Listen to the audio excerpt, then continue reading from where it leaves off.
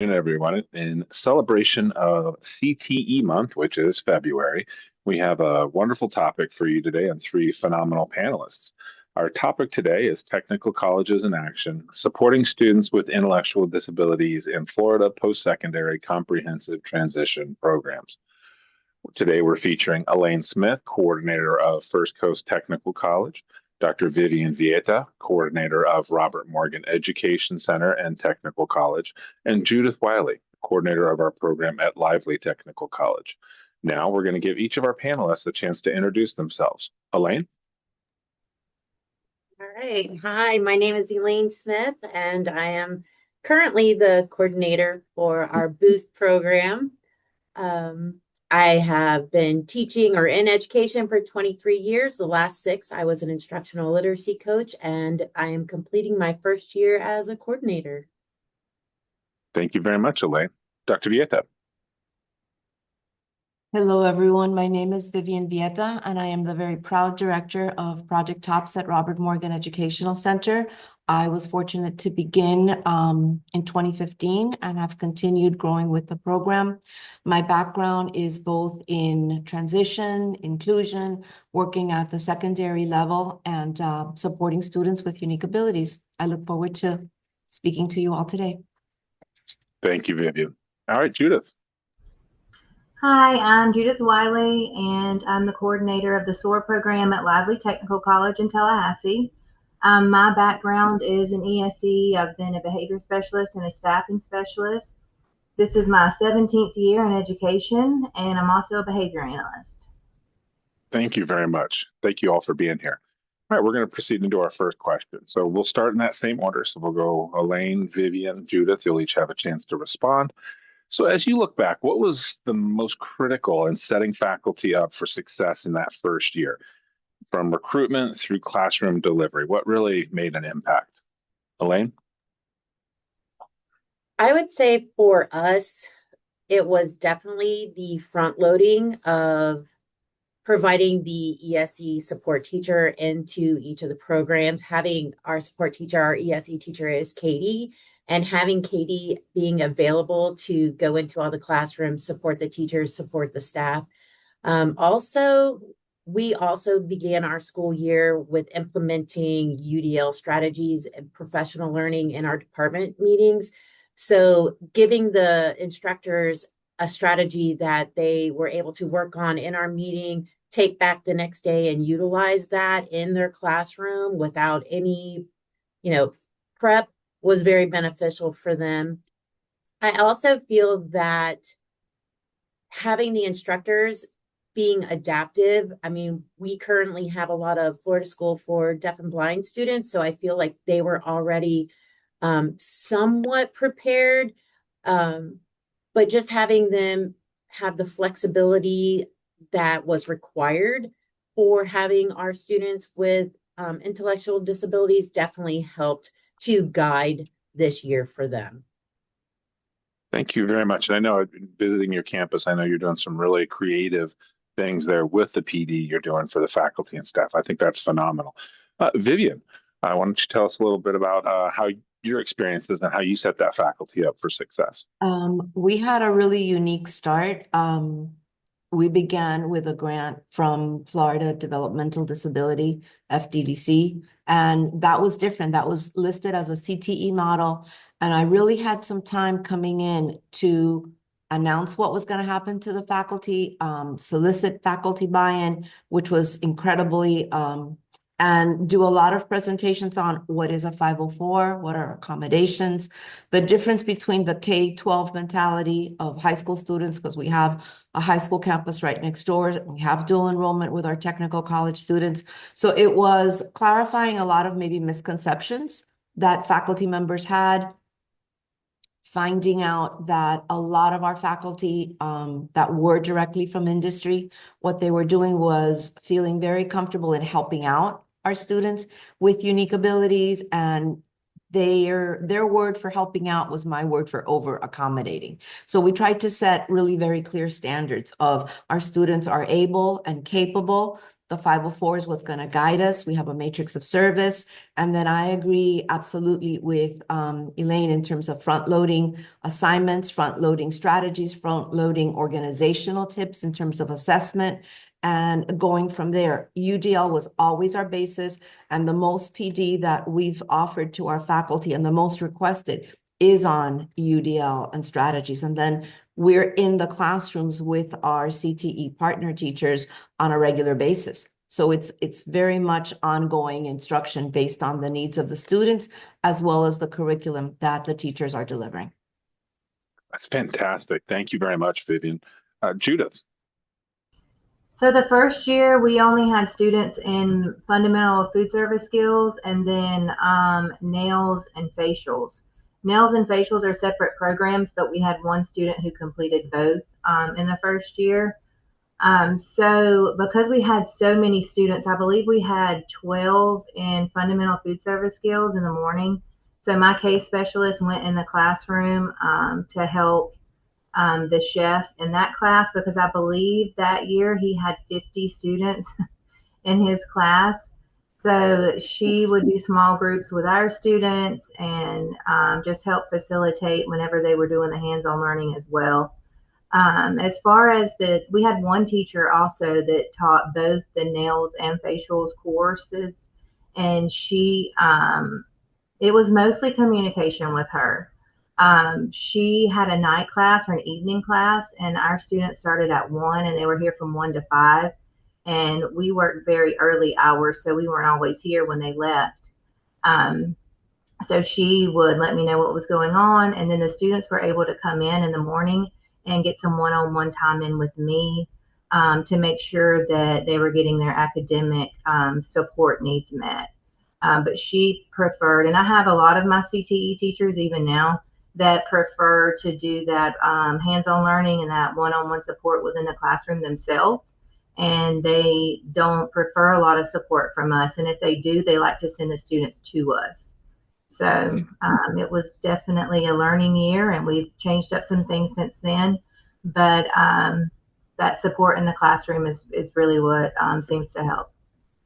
It's critical. It's critical. And I will say, having visited all three of your campuses, one of the things that's very evident the moment you step foot on a campus is the culture, right? And the culture and the relationships that you three have built with your instructors. It's very evident when you walk into an HVAC or a manufacturing classroom and the instructor lights up because they see you. And that's a testament, I think, to the relationships that you've built. I love that we talked about the front loading to, decrease that lack of familiarity. And I think this is one thing that is somewhat unique to the tech college, right? Is that our instructors are coming from industry. They're not coming from the classroom. So they don't have that experience working with someone with a disability. So the more we can front load and prepare them for that, the more successful the students are going to be. And I love that you mentioned UDL. We are really excited for the partnership between CAST and the Association for Career and Tech Ed. I think that's going to lead to some really great things. Okay, so how does your institute support faculty in designing curriculum, integrating hands-on learning, and keeping instruction aligned with evolving industry standards? And this time, Judith, we're going to start with you. Okay. So I guess I would say us, like as SOAR staff, we don't specifically aid in designing curriculum. We do meet with the instructors to discuss accommodations and supports necessary for students. Our instructors partner SOAR students with other students within the class for partner and group assignments during labs or hands-on learning activities. And the instructors choose the curriculum that best aligns with the current industry standards. And all students at Lively, I thought this was important as well, they complete the soft skills through Florida Ready to Work. So that's something that all of the students are completing. But I feel like overall as a staff, we don't have a whole lot of input on the actual curriculum, but we just do help support them in the classroom in whatever curriculum that they've chosen. Very good. Thank you. Vivian? Our instructors at Robert Morgan all adhere to the Florida curriculum frameworks for their CTE program. That's one of the first documents that when one of our students or potential students come in for a tour that we print, we share with the families, and we make sure that the students sit with us. And that's one of the opportunities that we can do in terms of getting a reading sample, looking at their comprehension, that engagement in you've chosen this program, how many OCPs are involved, what is an OCP. This is not just what the instructor wants to teach you. The instructor is guided by something, and this is our foundation. So we really try to educate our students and our parents. In turn, our CTE partners have taught us and educate us in that curriculum. So I understand what Judith is saying is, the teachers select what they have, and for us, it's the curriculum frameworks. We collaborate with any additional resources for micro-credentials and anything with soft skills. We use SP2s or Fusion, which is now called, and a lot of our instructors use that in the classroom. Some instructors prefer to have something else that's more aligned with their field. We agree with that. We also collaborate very closely with our OACs, our occupational advisory committees for our accreditation. So when those meetings take place, one of our faculty from TOPS is usually participating and being able to speak about our students with unique abilities, recruiting employment for our students with opportunities, and asking, what exactly happens in industry for this program, what accommodations would be appropriate in the workplace. And I always go back to, we don't want to over accommodate, we don't want to under. So it's finding that balance, and that can only be achieved with constant communication, and we're really hold true to that. I love that, what you said about finding that balance and support, because that really is tricky. And it's CTE course to CTE course, right? Student to student. So there's just so many moving pieces. Very good. Elaine? I'm with Judith on this one. So we don't necessarily design the curriculum. However, we are supporting our faculty with collaborative lesson planning with the emphasis on the hands-on competencies. We also encourage the backward design, starting with industry standards, because we're using the frameworks, looking at what their certifications are going to entail, and whatever the workforce expectations are from our advisory committee members. And then we are aligning our lessons with our ESE instructor to meet the needs of all of our students. And this includes direct instruction, which was one of the biggest places that we utilize the UDL strategies, but also in their labs and their assessments accordingly. So our faculty is receiving a lot of support from myself and our ESE instructor as far as like pacing and sequencing, and just figuring out how to embed those real world applications into their daily instruction and their lesson plans. I love that. And, that embedding that real world experience into the daily instruction gives those students the opportunity to practice. We know how pivotal accommodations are for student success, not just day to day, but also in a testing environment. Judith, I think it was you that said that their instructors on your campus are empowered to select their own curriculum. Maybe that was Vivian. And I love that. I love that they trust in the professional experience of those instructors, because there are a few different ways to teach some of these subjects. And then the reciprocal learning with the employers, I think, is critical. We help them, they help us. And that goes back to those relationships, having that reciprocity where you're learning what they need or what they're seeing. That's where we're getting a lot of this soft skills, where we're finding out that soft skills are in such high demand, because that's something the employers are telling us that they're not seeing. I do want to ask a follow-up question here, and I don't have a slide for it, so forgive me. But we know that teaching at a technical college, being an instructor in a technical college, is different than maybe other forms of post-secondary education.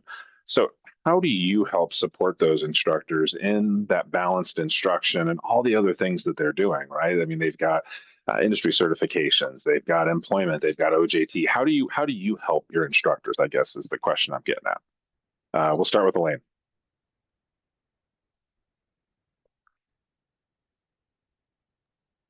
Couldn't get my arrow to move, sorry. I would say for us, it's basically just keeping the communication, obviously, the guidance on aligning the learning with what's going on in the classroom with the job instruction. But we also want to maintain the rigor that we are using. We're not making modifications to the curriculum. We're not making modifications to their certifications. Our students haven't even taken like a micro credential yet. So they are doing everything in that inclusive environment. Constant communication between myself, my ESE instructor, and all of my instructors. And one of the things that we've also noticed that has been really beneficial for them is how structured their classrooms are. Keeping that structure in the classroom helps our students tremendously. So that's been one of the ways that we've been able to, help keeping them, because it is very different when you are industry experts and not necessarily have the pedagogy to go with the teaching that we're expecting of these, instructors. So I do my best to go in and support. I model all the time. I model when we have our department meetings. I go in and model in their classrooms. I'll go and observe. I've been asked to come in and observe. So they're really like leaning heavy on my instructional literacy coach background, which I absolutely love. So That's fantastic. I'm glad that you brought up the piece about the no modifications, because I think that's something that there's a misunderstanding there. I think with post-secondary career and tech ed that we can somehow extend time. We can't. It's that issue. We cannot make more time. Right? If it's 1,200 clock hours, it's 1,200 clock hours. And then modeling, I think that's critical. We know these instructors are coming out of industry. In industry, they're not used to having help. They're not used to having assistance. So when somebody comes to them and says, "Hey, can I help you?" That's something new to them. So modeling how to do that and modeling, that's great. All right, Vivian. I agree absolutely with everything that Elaine shared. What we find ourselves doing is creating a lot of original materials, study guides,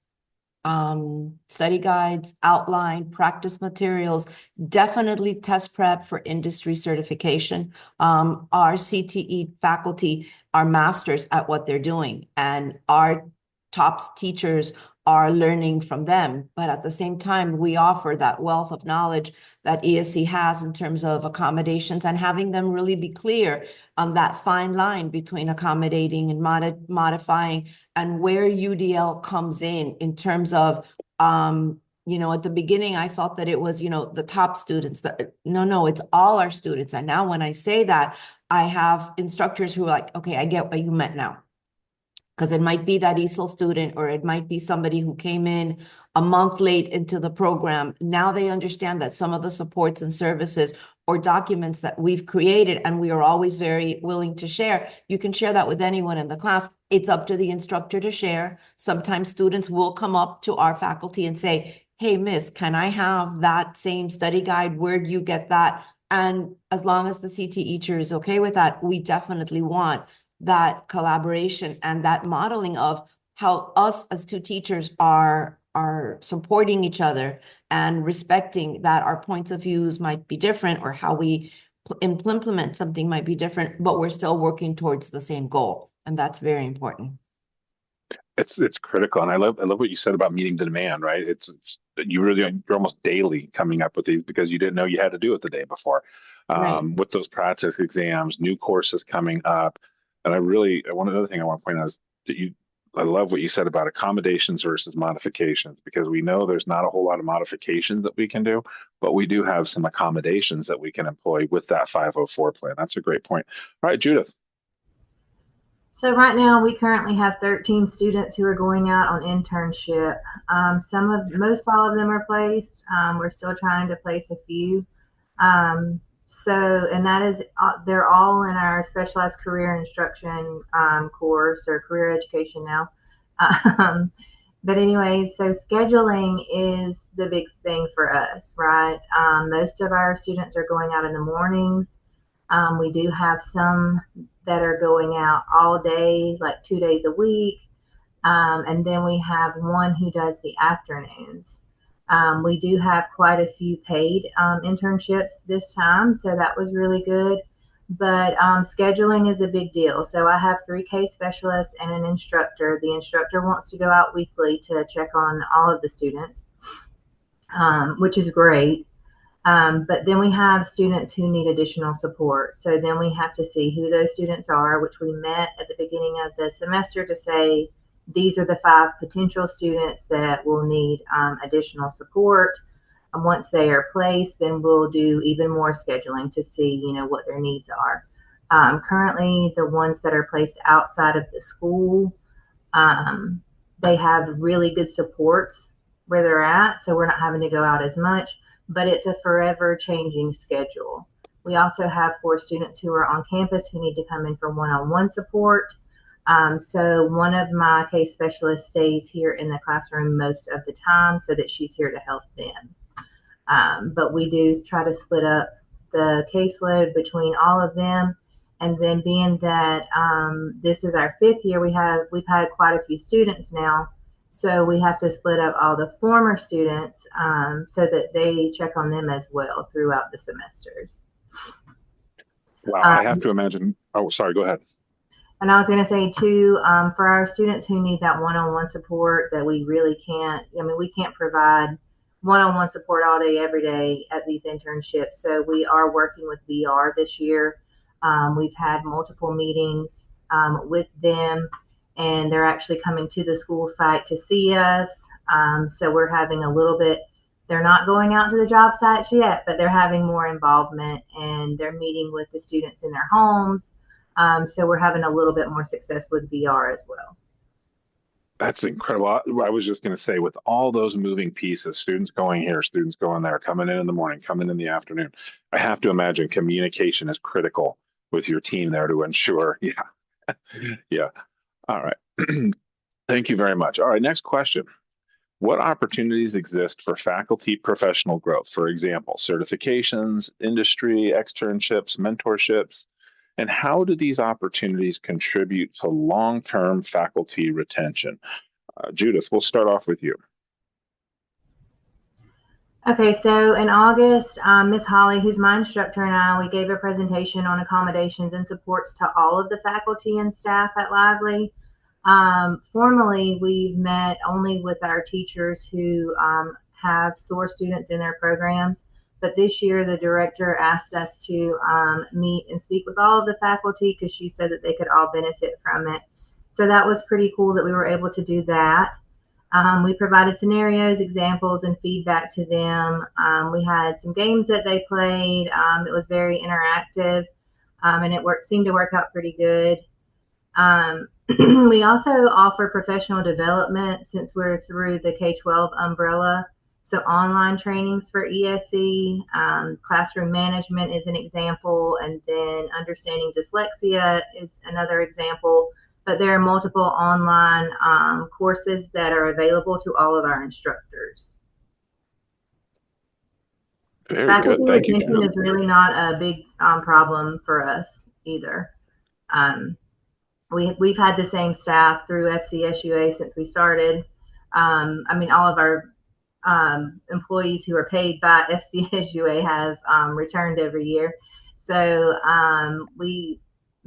every one of our programs too, except for fundamental food service skills, has the same teacher that it started with as well. So. Very good. Thank you, Judith. Vivian. Well, I agree that retention is really not a problem in our institution. Our teachers leave when they retire. Unfortunately, in the last 2 years, we've had several teachers retire, and this year as well. So the stability and the retention is definitely there for our teachers in CTE, as well as our teachers from the FPCTP. The opportunities for professional development is anything that our CTE teachers ask that they may need. We're in the classrooms with our students on an ongoing basis. We're coming in and out. So we see the need and we address it at the point. We've opened up new CTE programs to serve our students. So right now we're in that process of creating materials, like I said before, study guides and outlines, and anything that's needed. And working in hand with that are the industry certifications, learning what the teachers are using and providing any recommendations that we can. So that goes as one of our priorities more than anything else.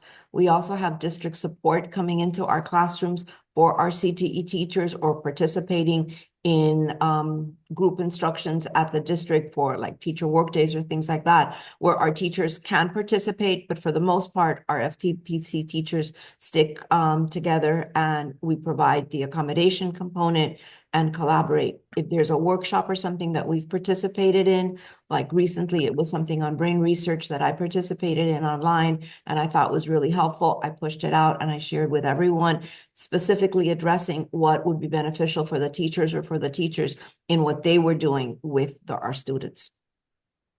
Very good. I love that. All right, Elaine. I'm going to reiterate everything they just said. We don't have a retention problem. Our teachers and instructors, they stay. As a matter of fact, we don't have a problem filling positions either. We get a lot of community buy-in of stakeholders wanting to come in. They come in and they speak to our students. They come in, they ask to participate on our advisory board committees. So we don't really have that issue either. And kind of like the other ladies have stated, I mean, we're using my instructional coaching, we're using professional learning done monthly through our department meetings. We utilize the district, especially the ESE support, because like everyone else, we also have dual enrollment students who come with their own accommodations that aren't necessarily just with our boost program. So they need the additional support as far as our instructors go, just to learn how to communicate and get across all their accommodations. One of the other things that we also do is we are working to send our instructors to like ACTE, FACTE, have them do professional learning from both of those organizations, as well as whatever their vocational organization is. So like we're sending our instructors to an Amatral professional learning. We're sending, our instructors to ASE and training. So we try to keep up with their certification, industry, professional learning on top of all the other like just best practices, instructional strategies, and things like that. I find that this helps to like build their confidence and reduce burnout, and just really, I feel like it contributes to the long-term retention for our facility. You've all three brought up some great points. I love the outside professional development, giving the instructors the ability to go and learn with their peers, learn from ASE, NCCER, and some of those large accrediting bodies. I think that's great. Another thing that I heard amongst all three of you is that it seems like you really meet the needs of the instructors, right? Whatever it is that you can do, if they have a concern, a question, you work to design PD to really help them with that, which has led to a wide range of professional development topics, right? Just because of your experiences over the years. Unfortunately, we know that no matter how good the PD is, it is no cure for retirement. But it sounds like that if you want to increase your retention, you need to have a comprehensive transition program. So I like that. All right. Next question. What are the biggest challenges you face in sustaining effective FPCTP faculty? And how do you measure success in faculty support initiatives over time? We'll go to you, Elaine.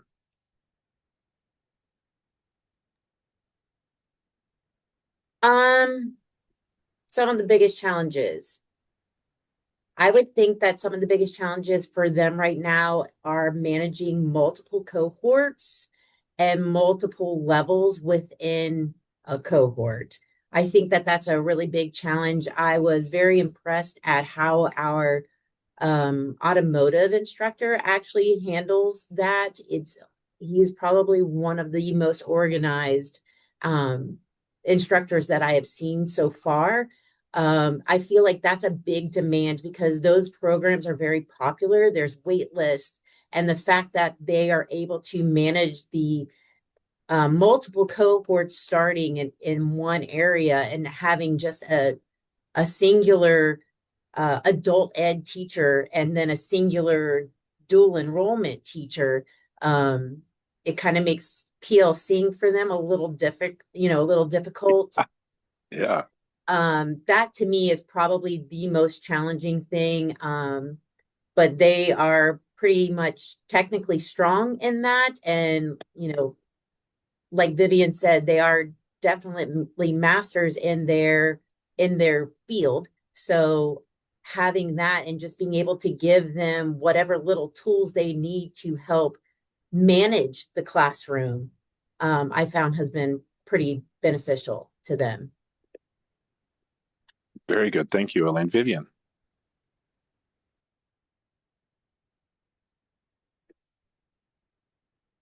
Thinking about the challenges, I'm really struggling to come up with a challenge. I think balance, when we have new students that are coming in, our system of introducing the students and the families and then asking the students to come back and observe the classroom setting multiple times.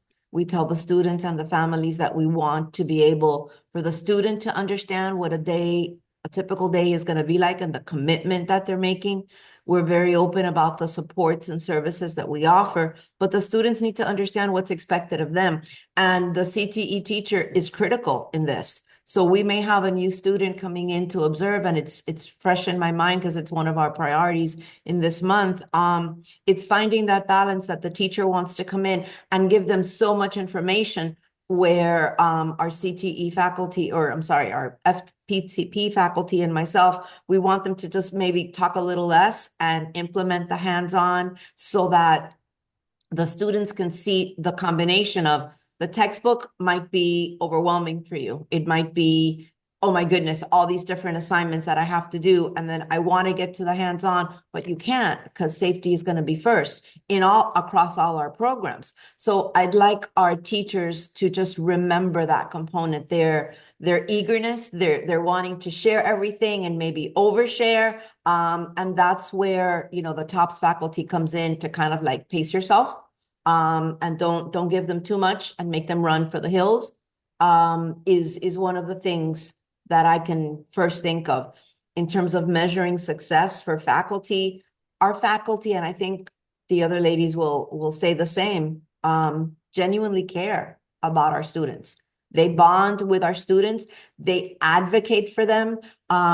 There's one teacher in particular that I can remember, but really all of them who were like, you need to be strong. You can tell them what you need to say. And they're like, do I have permission to like let go? And I'm still waiting for him to let go. And my partner in crime is across the room from me. And I'm not going to look at her because I'm sure she's laughing.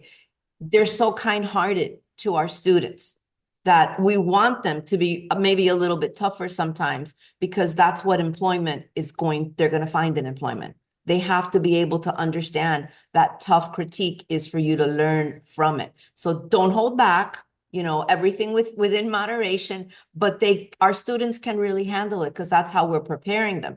And our teachers are very successful. Our teachers are very aware of industry standards and the certifications that our students need to be able to do so that they can not only obtain a job, but keep that job in the industry in whatever niche that we can make for them. And that's the goal. Well said, Vivian. I love it. Judith? So as far as challenges go, the first thing that comes to mind to me is salaries. We are bound by the K-12 umbrella yet again, and our case specialists can only make so much money. Their raises are dependent off of LESPA, and I'm not able to influence that in any way. It's not that we don't have the funding through FCSUA because the money is there for me to spend on that, but I'm not allowed to. The school board won't approve it. So that's kind of something that is different probably for CTEs than it is for other colleges. As far as success goes, program completion and employment to me is what I would say, measures success. It doesn't matter the program. But if we can get our students working get them through the program first and then get them employed and keep them employed, then we've done something, I feel like. Very good. Thank you. And I'm glad you brought up the measurement CPL. And for those who are not familiar with tech college initialism, CPL is completion, placement, and licensure. And it's the three criteria upon which technical college accreditation is based. So technical colleges have to maintain 60% completion across all programs, 70% licensure rates, and 70% placement in field. If they don't, they risk losing accreditation. So thank you for bringing that up. Salaries, and I think this is endemic across career and tech ed, whether it be instructors or staff or FPCTP. You're going to be hard pressed to take a welder out of the field who's making six figures and put them in a classroom and give them a fairly large cut. Obviously, there's things that are better about the classroom than being in the field, but that is still a challenge for us doing some things, but we still have a way to go. Vivian, you talked about the importance of not overloading them with those instructor meetings. And I think that is critical. And you're so right. Our instructors are so passionate about what they do and they want to teach and they want to tell everybody about it. But sometimes that can be overwhelming. I think of like an HVAC book, a culinary textbook, those are large, large books. I would equate them to like a history book or something, like that. I mean, they're massive. That in and of itself can turn students away. Then you give them a syllabus where the entire, semester is spelled out for them, down to how they're going to spend every hour of every day. That's overwhelming, right? They don't have control. They can't just go to the gym now for lunch. They can't, it's very structured. Um, Elaine, you brought up some good points as well. And this is that one of those is that multiple cohort. It's hard for people outside, I think, of CTE to understand what that looks like. And my analogy is like it's essentially like a composition 3 class, because you might have some composition 1 students in there, you might have some composition 2 students in there. You've got to teach all of them, and then also you have to account for the fact that some of your comp 1 and comp 2 students have 4 years of high school writing, so they're really not a comp 1 student or a comp 2 student. How do you teach them? How do you differentiate? And then going back to those multiple levels of experience, you might have a student in automotive who had 4 years of auto right next to a student who this is the first time they've ever picked up a socket set. So how do you do that? How do you navigate in the classroom? All excellent points. Okay, last question. Looking back at the launch of your program or recent credential expansion, what lessons have you learned about faculty support that you would apply differently next time around? Now let's see, we'll start with Judith. So I believe that faculty need to be aware of and also to agree to adding SOAR students to their programs if we're going to expand. If they're not on board initially, it's hard to get buy-in. We have a recent, we recently have a new chef, and he replaced our chef who retired, and he really doesn't want SOAR students in his classroom, and we've done everything we can to support him. He puts grades in late, so we're not able to track grades. It was like one thing after another, but he just wasn't on board. So now we're being very selective with who we put in his classroom. I feel like it's taking opportunities away from students. But I will say, I did sit in on his interview, and he was not my first choice, but I didn't get to make that decision, right? But I feel like if we know that somebody's going to be against the program and against helping, that we need to get in front of that and either not offer the program or offer the job to someone else. So. That is a very, very good point. And I think something all of us who work in a tech college have dealt with probably. Vivian. When we started in 2015, it was really about recruiting. And one of the lines that I never forgot was someone at our district level, an administrator at the district level said, do you think you can find 6 to 7 students just to start the program? This was not with Unique Abilities. This was with FDDC. And can they just earn 1 OCP? And I remember thinking, wow, that's kind of like a low standard, what they're setting. And fast forward the end of that year, really with no recruiting, very, very little recruiting, just putting the word out at, the K-12, the high schools in our surrounding area, VR, some parent groups. We had over 17 students. And half of those students were already on our campus. So it goes back to the lesson, really working with your student services department, working with your teachers about identifying students that might be struggling. Not every student comes into a tech college or a community level college or university program and says, hi, I need assistance. I have accommodations. I had an IEP. For us, the majority in Miami-Dade County want to forget whatever happened in K-12. Not that it wasn't positive, but they don't want to self-disclose.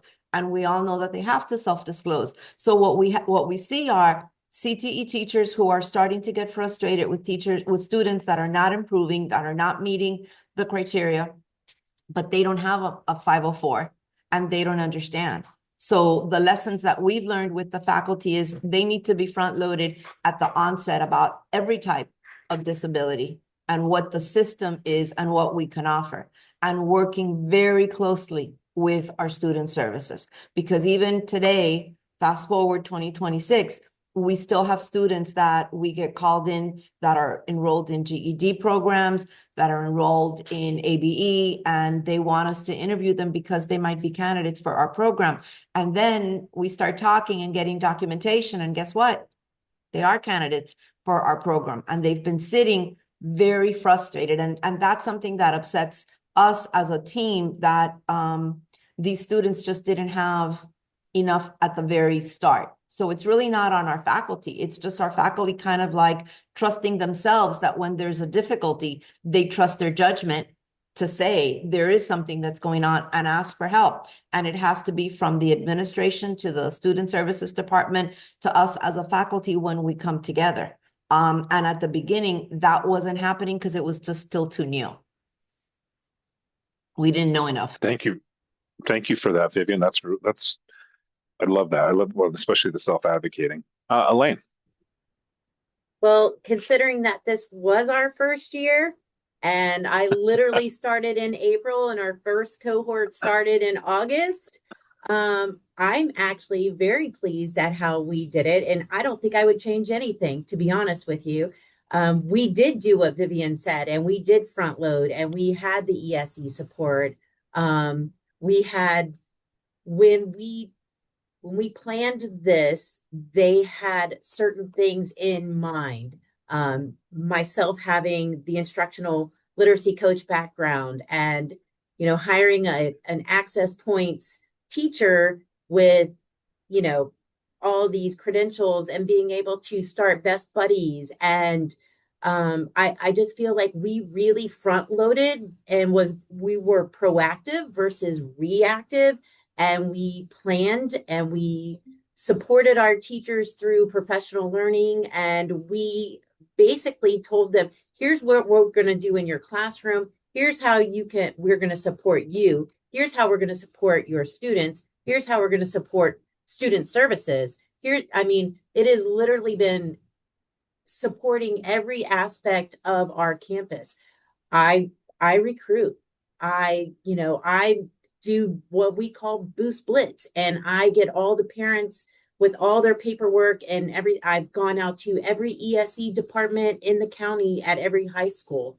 So I feel like we did it very well.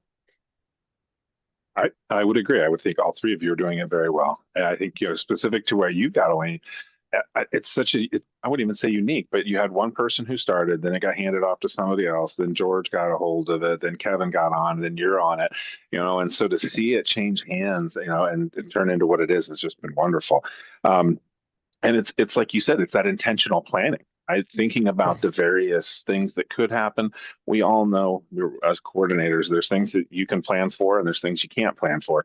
But the more intentional you are with that planning, the smoother it's going to go. Vivian, you mentioned students not self-advocating for themselves. I think this is something that some of our coordinators in tech colleges may not be aware of is you might have students on campus right now, or maybe they left for the day, but do a focus report. Look at some of those common diploma codes that we see for students with disabilities. Run a focus diploma code report. You may have students right now on your campus. And then Judith, you mentioned the instructor bias. This is something that I've dealt with. I think probably most of our coordinators have dealt with it, but having to be selective on where we place students, because we didn't want to put them with that instructor that was, going to try and get them out of the class or just didn't want them to be in the class, which is very unfortunate, but it does happen. All right, so thank you so much to all three of our panelists. Thank you, Elaine. Thank you, Vivian. Thank you, Judith. Thank you for all of those of you that tuned in today to watch this webinar. There is a QR code here created by our postdoc scholar, Xinyao Chen. If you would please just scan it with your phone, take a survey, and let us know how good or how bad we did. I don't think we had any questions. No. All right. So that will wrap us up for today. I want to again thank our panelists, and I wish you all a very happy CTE month, although it is the shortest month of the year, but that's okay. Take care, everybody. Thanks, Christian. Thank you. You're welcome. Thank you. Thank you, Elaine. Thank you, Vivian. Thank you, Judith. Thank you. Thank you all. Have a great afternoon. You too. Bye-bye.